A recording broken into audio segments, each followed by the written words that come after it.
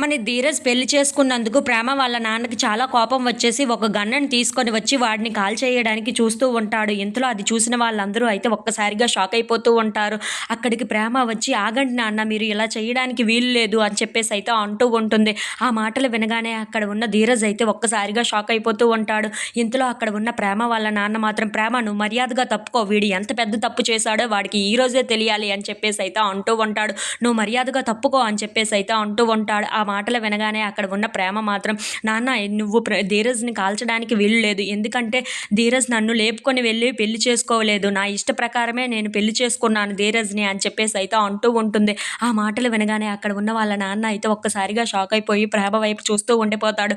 ఇంతలో అక్కడ ఉన్న ప్రేమ మాత్రం, అవును నాన్న, నా ఇష్టపూర్వకంగానే నేను ధీరజ్తో లెగిచిపోయాను, అలాగే నా ఇష్టపూర్వకంగానే నా మెడలో నేను తాళి కట్టించుకున్నాను, అంతే తప్ప ధీరజ్ది ఇందులో ఎలాంటి తప్పు లేదు, నేను ధీరజ్ని ప్రేమించాను అని చెప్పేసి అయితే అంటూ ఉంటుంది. ఆ మాటలకి అక్కడ ఉన్న రామరాజు కూడా ఒక్కసారిగా షాక్ అయిపోయి, ఏంటి ప్రేమ ఎలా మాట్లాడుతుంది అని చెప్పేసి అయితే అనుకుంటూ ఉంటాడు. ఇంతలో వాళ్ళ నాన్న మాత్రం ఒక్కసారిగా, ఏంటమ్మా ఏం మాట్లాడుతున్నావు నువ్వు, ఎందుకు వీడిని ప్రేమించావా నువ్వు అని చెప్పేసి అయితే అంటూ ఉంటాడు. ఇంతలో అక్కడ ఉన్న ప్రేమ మాత్రం, అవును నాన్న, నా ఇష్టపూర్వకంగానే వాడిని ప్రేమించాను, పెళ్లి చేసుకున్నాను అని చెప్పేసి అయితే అంటూ ఉంటుంది.